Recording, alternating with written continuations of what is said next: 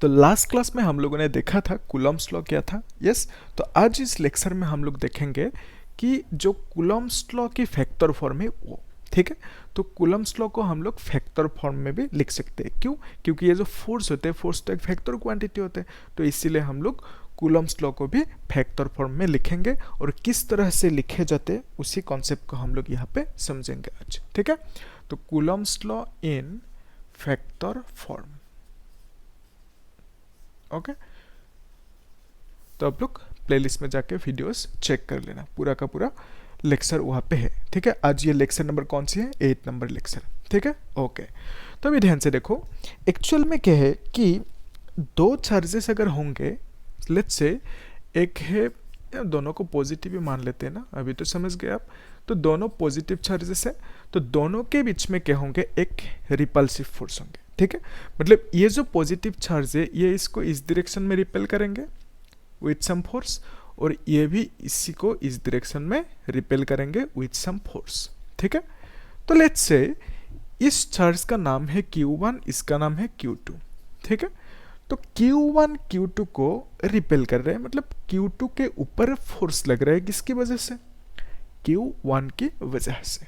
और यहाँ पे Q1 के ऊपर फोर्स लग रहा है, किसकी वजह से?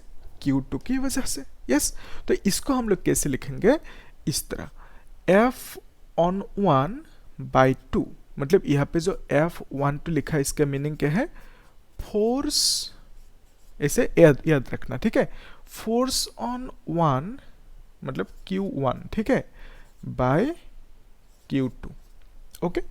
तो Q1 के ऊपर फोर्स लग रहा है और कौन दे रहा है इसे? Q2। तो इस केस में फोर्स लग रहा है Q2 के ऊपर, कौन दे रहा है? Q1, ठीक है। तो F(21) मतलब फोर्स ऑन, यहाँ पे लिख दूं, ओके। तो force on Q2 bye Q1। तो याद रखने की तरीका क्या है? जिसके ऊपर फोर्स लग रहा है उसको पहले लिखना, ठीक है। मतलब यहाँ पे 2 के ऊपर फोर्स लग रहा है, 1 दे रहा है, तो 2 के ऊपर लग रहा है तो 2 को पहले लिखा, जो दे रहा है जिसकी वजह से फोर्स लग रहा है उसको लास्ट में लिखना, सेकंड में बाद में लिखना, ठीक है। तो ये जो कॉन्सेप्ट है मैंने बताया अभी, मतलब याद रखने की टेक्निक, ये पूरा का पूरा फिजिक्स में काम आएंगे, ठीक है। बाद में भी अगर पढ़ोगे और कहीं कहीं पे मिलते हैं ना कुछ चीज़ें, तो वहाँ पे भी काम आएंगे। जिसके ऊपर हो रहे हैं उसको हम लोग पहले लिखेंगे, ठीक है, ओके। तो अभी ध्यान से देखो, इन दोनों के बीच में डिस्टेंस लेट्स से r है, ठीक है। तो इस r को भी हम लोग R12 ऐसे लिख सकते हैं। क्यों? क्योंकि देखो, अगर आप यहाँ से डिस्टेंस को मेजर करोगे, ठीक है, तो इसको आप 0 मानोगे, 0 1 2 3 ऐसे जाओगे, है ना। तो आप यहाँ से शुरू कर रहे हो, ठीक है। तो इस केस में ये जो डिस्टेंस होंगे, ठीक है, तो इस डिस्टेंस की डायरेक्शन को हम लिख सकते हैं 1 से 2, ठीक है। तो आप क्या कर रहे हो? 1 से 2 की ओर जा रहे हो, मेजर कर रहे हो। तो अगर आप यहाँ से मेजर करने लगा, यहाँ पे सपोज 0 1 2 इस तरह अब मेजर करने लगा, तो इस केस में इसको आप क्या लिखोगे? R, इसको लिखोगे R21, ठीक है। मतलब आप 2 से 1 की ओर डिस्टेंस को मेजर कर रहे हो, और यहाँ पे क्या कर रहे हो? 1 से 2 की ओर डिस्टेंस को मेजर कर रहे हो, ठीक है, ओके।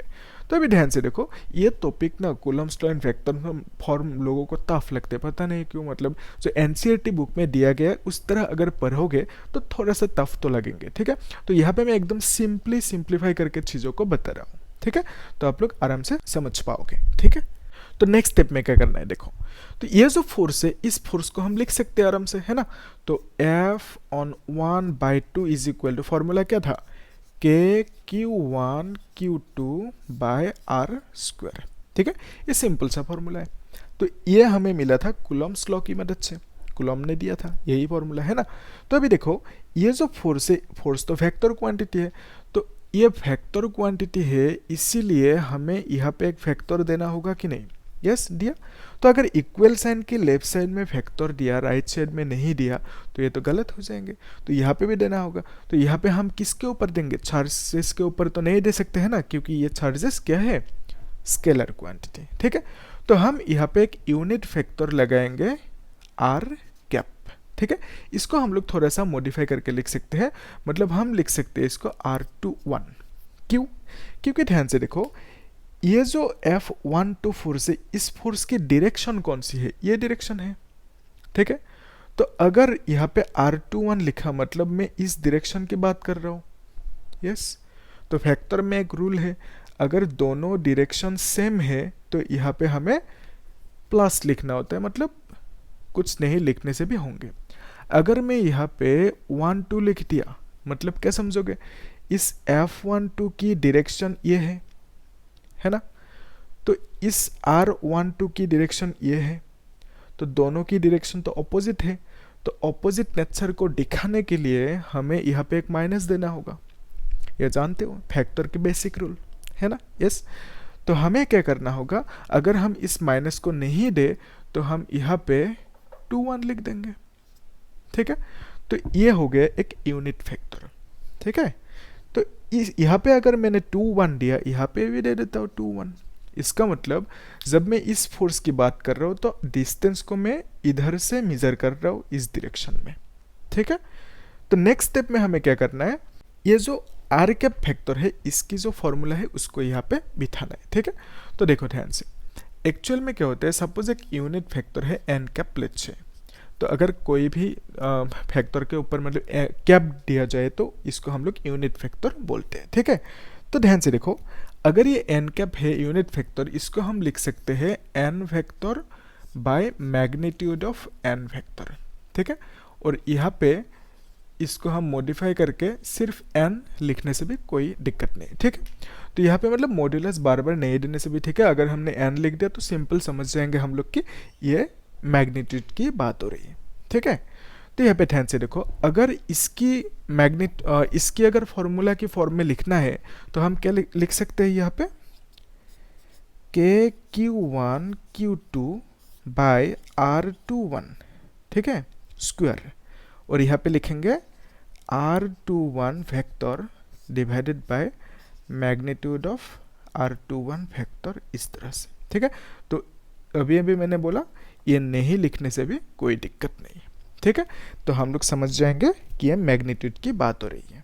तो हम क्या कर सकते हैं, अभी इसको सिंपली मल्टीप्लाई कर सकते हैं और यहाँ पे लिख सकते हैं के Q1 Q2 bye R21 cube, और यहाँ पे लिख देंगे R21 फैक्टर, और यहाँ पे क्या मिला, F12, ठीक है।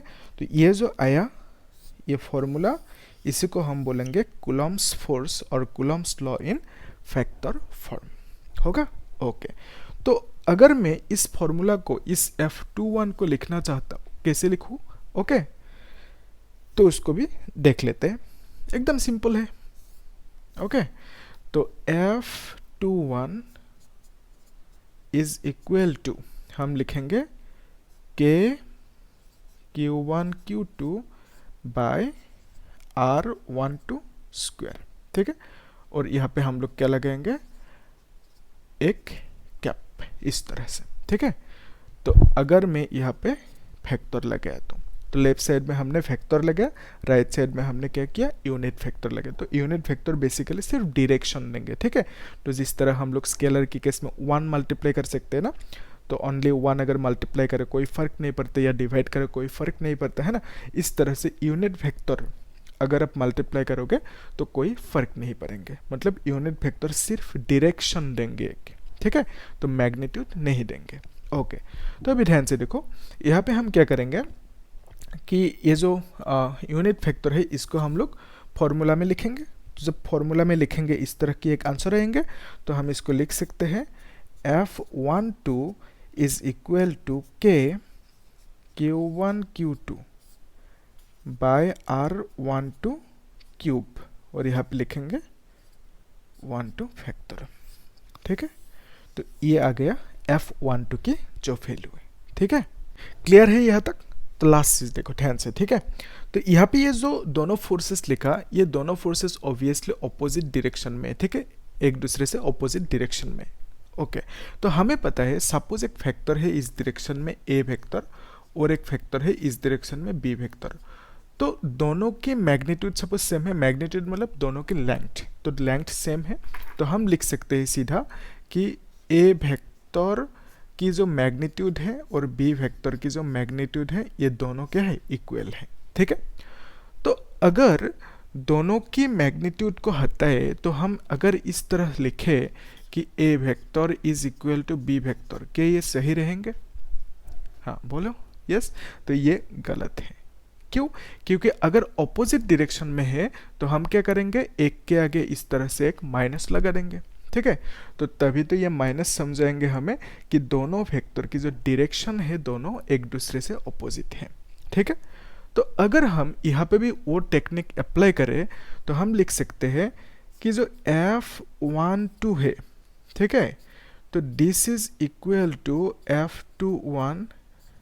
ओके, तो क्या हम इस तरह से लिख सकते हैं? अभी बोलो मुझे यस। हाँ बोलो यस। तो इस तरह से हम इसे नहीं लिख सकते। क्यों? क्योंकि दोनों की डायरेक्शन ऑपोजिट है तो यहाँ पे एक माइनस लगाना होगा।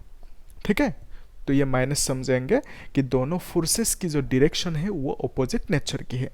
अगर हम मैग्नीट्यूड लिखें, मैग्नीट्यूड मतलब सिर्फ अमाउंट ऑफ फोर्स की बात हो रही है। ठीक है, तो मैग्नीट्यूड मतलब कितना अमाउंट का फोर्स होंगे, यहाँ पे कोई डायरेक्शन की नहीं बात हो रही। ठीक है, तो अगर डायरेक्शन की बात नहीं हो रही इस केस में, मैग्नीट्यूड की केस में, तो माइनस लिखने की ज़रूरत है ही नहीं।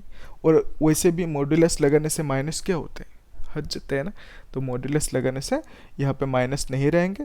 तो इस तरह से हम लोग लिख सकते हैं। तो बहुत स्टूडेंट क्या करते हैं कि यहाँ पे इस केस में माइनस नहीं लगाते हैं और गलत हो जाता है आंसर। ठीक है, तो एक माइनस पूरा क्वेश्चन आंसर पलट सकते हैं। ठीक है, तो फिजिक्स में यही सब छोटी छोटी चीज़ों को भी ध्यान रखना होता है। ठीक है, ओके, जो भी आप लोग कर लोगे कोई दिक्कत नहीं, कॉन्सेप्चुअली चीज़ों को मतलब समझना होता है। ठीक है, इस तरह जैसे यहाँ पे मैंने कॉन्सेप्ट को समझाया। ठीक है, तो कॉन्सेप्चुअली चीज़ों को समझो, आराम से हो जाएंगे, है ना। ओके, तो आप लोग भी जब पढ़ोगे तब कोई भी सब्जेक्ट मतलब कॉन्सेप्चुअली पढ़ना। ठीक है, एकदम आराम से क्लियर होते जाएंगे और इंटरेस्ट बिल्ड होते जाएंगे। Okay, thank you.